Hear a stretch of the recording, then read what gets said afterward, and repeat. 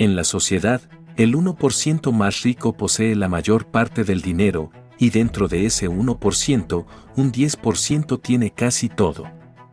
Esto es como decir que las 100 personas más ricas del mundo tienen tanto dinero como los 2.500 millones más pobres. Y piensas, bueno, eso es terrible, y quizás lo sea, pero lo que debes entender es que esa ley rige la distribución de la producción creativa en todos los ámbitos creativos. Es algo así como una ley natural y hablaremos más de eso, pero imagina lo que sucede cuando juegas Monopoly.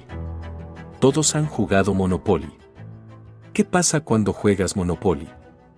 Una persona termina con todo el dinero, luego juegas otra partida de Monopoly, ¿y qué sucede? Otra persona termina con todo el dinero. En realidad, es la consecuencia inevitable de múltiples intercambios que se realizan al azar. Entonces, si tomas a 1000 personas y las haces jugar un juego de intercambio, les das a cada uno $100, por ejemplo, y tienen que comerciar con otra persona lanzando una moneda. Si gano la moneda, me das $1, si ganas, yo te doy $1. Si todos jugamos el tiempo suficiente, una persona terminará con todo el dinero y todos los demás terminarán con cero.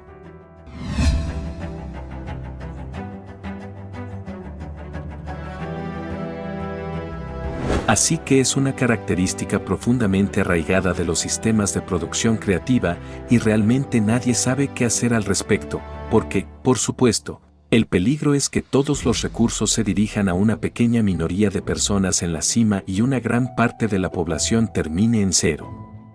Pero culpar a la naturaleza opresiva de un sistema dado es subestimar radicalmente la complejidad del problema. En realidad, nadie sabe cómo transferir de manera efectiva los recursos de la minoría que controla casi todo a la mayoría que tiene casi nada de manera consistente, porque al redistribuir el dinero, tiende a moverse de vuelta hacia arriba, y es un gran problema. Pero lo que debes entender sobre ese tema del 1% que siempre escuchas es que se aplica en cada reino donde hay diferencia en la producción creativa.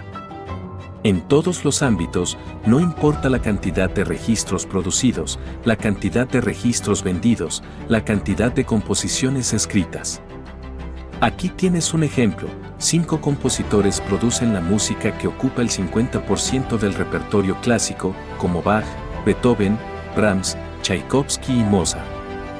Es otro ejemplo de esta ley de Price, se aplica a todo tipo de cosas, como la cantidad de goles de hockey anotados, también se distribuye de esta manera, y el tamaño de las ciudades sigue la misma distribución. Así que la gente habla todo el tiempo sobre lo injusto que es que el 1% de la población tenga la gran cantidad de dinero, y el 1% del 1% tenga la mayor parte de ese dinero, y el 1% del 1% del 1% tenga la mayor parte de ese dinero, pero es una conclusión inevitable de juegos de intercambio iterativos y no sabemos cómo combatirlo. No sabemos cómo quitarles a las personas que tienen y trasladarlo hacia abajo sin instantáneamente moverlo de vuelta hacia arriba, quizás con diferentes personas, pero aún de vuelta hacia arriba, porque incluso el 1% cambia mucho. Creo que tienes un 10% de probabilidad, si recuerdo correctamente, de estar en el 1% al menos un año de tu vida y un 40% de probabilidad de estar en el top 10 al menos un año en tu vida. Eso es en Canadá y Estados Unidos, es menos en Europa. Entonces, hay bastante rotación en la parte superior. No son siempre las mismas personas las que tienen el dinero, pero es una fracción pequeña de personas todo el tiempo que tiene todo el dinero.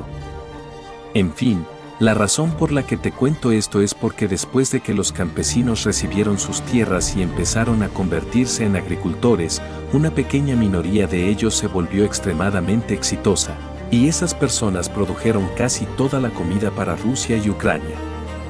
Entonces, lo que ocurrió en la década de 1920, cuando el sangriento Lenin llegó y colectivizó las granjas, fue que definieron a los kulaks, que eran esta pequeña minoría de agricultores exitosos que tal vez tenían una casa de ladrillos, podían contratar a un par de personas y tenían tierras y ganado, personas muy productivas. Los definieron como elementos socialmente hostiles y enviaron grupos de intelectuales a los pueblos para colectivizar las granjas. La idea era que se compartiría la tierra y todos la cultivarían colectivamente. Y, por supuesto, la tierra fue quitada a la pequeña minoría de personas que realmente eran productivas y que habían logrado poseer gran parte de la tierra. Tienes que imaginar cómo ocurriría eso.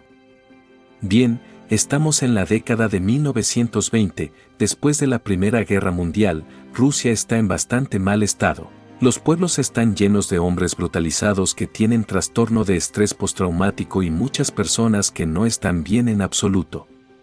Los sangrientos intelectuales llegan al pueblo y dicen, ya saben, esos agricultores exitosos de la calle de arriba por los que siempre han sentido envidia de manera inútil, en realidad son cerdos y demonios que les están robando, así que ¿por qué no salen? Formaremos una pequeña multitud agradable y les quitaremos todo lo que tienen. Y eso es exactamente lo que sucedió. Todas esas personas fueron asesinadas, violadas o enviadas a Siberia en pleno invierno, donde ni siquiera tenían un lugar para vivir o algo para comer, así que todos murieron. Y luego, como consecuencia de eso, unos años después, 6 millones de personas murieron de hambre en Ucrania. Los soviéticos realmente implementaron y perfeccionaron la idea de la culpa basada en la clase y la etnicidad. Es un camino muy peligroso y es algo en lo que estamos muy involucrados en este momento, porque hay discusiones en todas partes en América del Norte ahora sobre la idea de la culpabilidad predeterminada por raza, por ejemplo, o la culpabilidad predeterminada por etnia. Es una idea muy mala clasificar a todo un grupo de personas como culpables de cualquier cosa basada en su pertenencia a ese grupo. Si estás acostumbrado a mantener las cosas en la nebulosa en general, te mantendrás en la nebulosa con respecto a tus inversiones, porque de alguna manera, todo lo que haces es una inversión. Quiero decir, parte de ello se cuantifica en términos monetarios, pero siempre estás invirtiendo en uno u otro sentido. Entonces, creo que si tu carácter ha sido perturbado por tus intentos persistentes de engañarte sobre la naturaleza de la realidad, vas a ser un desastre financiero. Y quiero decir, ciertamente he visto eso en mi práctica clínica, viendo a personas quemar cantidades de dinero que no pensarías que alguien podría quemar en ese corto periodo de tiempo, debido a la ceguera autoengaños. Si tienes un alto coeficiente intelectual y eres consciente, que es otro rasgo, entonces es más probable que tengas éxito financieramente para cuando llegas a la mediana edad. Entonces, eso parece ser dos rasgos temperamentales cuya presencia te permite vencer la aleatoriedad con el tiempo. Entonces, esos rasgos funcionan muy bien en esta sociedad en este momento, pero también se puede argumentar que eso también es cuestión de casualidad, porque no habría personas poco escrupulosas si en algún momento del pasado la falta de escrupulosidad no hubiera ayudado a su supervivencia. Así que lo que constituye vencer a un sistema depende de los parámetros que establezcas alrededor del sistema. Y puedes pensar lo mismo y decir, mira qué tan exitoso es. Bueno, ¿te refieres financieramente? Está bien, entonces, ¿cómo está su salud? ¿Cómo está su matrimonio? ¿Cómo son sus relaciones con sus hijos? ¿Qué precio pagó por su riqueza? Como agregas dimensiones de evaluación, puede que no sea tan evidente si esa persona ganó o perdió. Una idea muy común en nuestra cultura es que la pobreza es causada por la falta de dinero, y esa es una idea realmente estúpida porque el dinero es muy difícil de manejar. Tuve clientes que eran adictos, y lo peor que les podía pasar era que obtuvieran algo de dinero. Simplemente se arruinaban. En primer lugar, estaban rondando con personas que eran un poco sociópatas, especialmente si no eran muy inteligentes y no podían defenderse muy bien. Tan pronto como conseguían dinero, iban al bar con todos sus amigos y, ya sabes. Recuerdo a un tipo en particular. Cada vez que recibía su cheque de discapacidad, desaparecía durante 5 días. Por lo general, lo encontrábamos en una zanja porque se gastaba cada centavo en alcohol y se despertaba en una zanja casi muerto. Y luego se avergonzaba, se horrorizaba y se arrepentía, se enderezaba nuevamente y todo estaba bien mientras estuviera quebrado, hasta que aparecía el próximo cheque y pasaba lo mismo. Entonces, no es como si el dinero fuera necesariamente algo bueno para todos. Es difícil manejar el dinero, es muy fácil que desaparezca. Quiero decir, las personas mayores tienen muchos problemas ahora porque los estafadores los contactan constantemente en Internet. Así que simplemente darle dinero a la gente es como echar agua en sus manos, no es tan útil, no necesariamente tan útil. Y luego, por supuesto, los factores que contribuyen a la pobreza son diversos. Uno de ellos es el coeficiente intelectual, CI, que puede generar cierta controversia debido a su percepción como un criterio arbitrario. Un CI alto no necesariamente se considera un logro personal, ya que está determinado en gran medida desde el nacimiento y tiende a ser estable a lo largo del tiempo. Aunque es posible disminuir el potencial de una persona con un CI alto al no educarla de acuerdo a sus capacidades, aumentar el CI de alguien con un CI bajo sigue siendo un desafío considerable. Los intentos por mejorar el CI de manera significativa son escasos y complejos, tanto que sería un logro destacado merecedor de un premio Nobel si se lograra.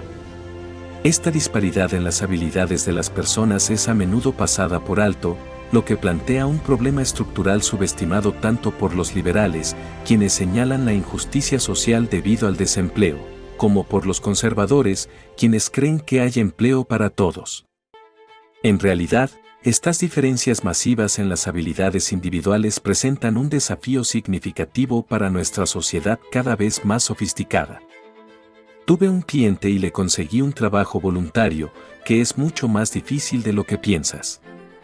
Necesitas una verificación policial, por ejemplo, es más difícil obtener un trabajo voluntario que un trabajo real, pero lo coloqué en un trabajo voluntario donde tenía que doblar pedazos de papel, cartas.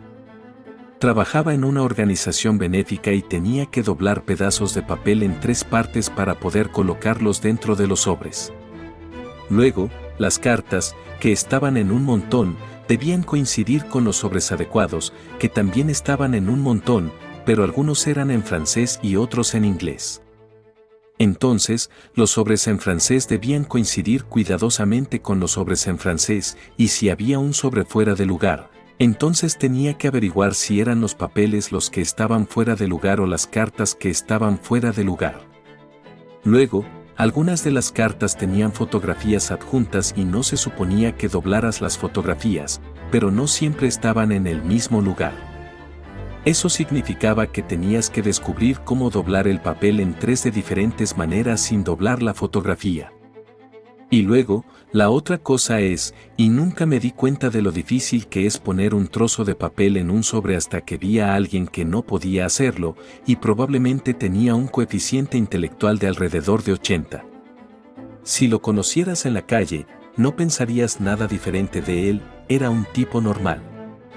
El fenómeno de la concentración de riqueza y talento es una realidad que se extiende a través de diversos ámbitos, desde la economía hasta la producción creativa. En cada esfera, ya sea en la distribución de la riqueza o en la generación de logros creativos, una pequeña fracción de individuos acapara la mayor parte de los recursos y la atención. Esta tendencia, conocida como la ley de Price o el efecto Monopoly, sugiere que la acumulación desigual de recursos es una característica inherente de los sistemas de intercambio iterativo. Por otro lado, abordar esta desigualdad plantea un desafío significativo. Aunque se reconoce la necesidad de redistribuir recursos para promover la equidad, los intentos por hacerlo se enfrentan a obstáculos considerables. La naturaleza misma del sistema económico y creativo tiende a restablecer la desigualdad incluso después de los esfuerzos por corregirla. Este dilema se complica aún más por la complejidad de factores sociales y temperamentales que influyen en el éxito financiero y creativo de los individuos. Mi consejo para aquellos que aspiran a la riqueza sería abordar el desafío con una combinación de realismo y responsabilidad personal. Es esencial adoptar una mentalidad de responsabilidad personal. Esto implica comprometerse con el aprendizaje continuo, desarrollar habilidades valiosas y tomar decisiones financieras prudentes a lo largo del tiempo. La persistencia, la adaptabilidad y el enfoque en el crecimiento personal son fundamentales para prosperar en cualquier campo, incluido el financiero. Además, es importante mantener una visión equilibrada del éxito. Si bien la riqueza material puede ser un objetivo legítimo, también es crucial cultivar otras dimensiones de la vida, como las relaciones significativas, el bienestar emocional y la contribución a la comunidad. Lo que quiero decir es que aquellos que buscan la riqueza deben comprometerse con un enfoque realista y proactivo, reconociendo tanto las oportunidades como los desafíos en el camino hacia el éxito financiero. Al abordar este objetivo con responsabilidad personal y un compromiso constante con el crecimiento, pueden aumentar significativamente sus posibilidades de alcanzar sus metas financieras. Bueno, espero que hayas encontrado ese video increíble y útil. Aquí te dejamos 2 videos de valor. Recuerda que si te ha gustado este video dale a me gusta y suscríbete al canal Quiero Ser Rico, para que no te pierdas ninguno de nuestros videos. Hasta la próxima.